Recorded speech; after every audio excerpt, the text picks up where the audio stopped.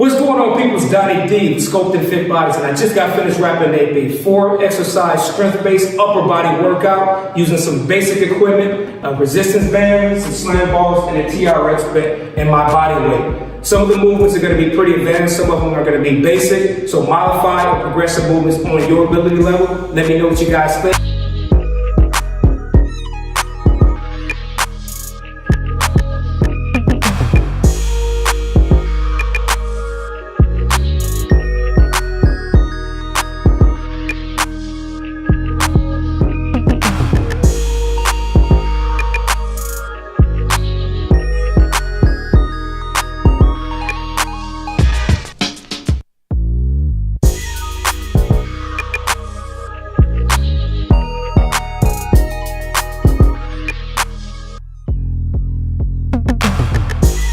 Thanks for watching this video. Hit that thumbs up, like this video, subscribe, and let me know what you think in the comment section. Till the next time. Peace.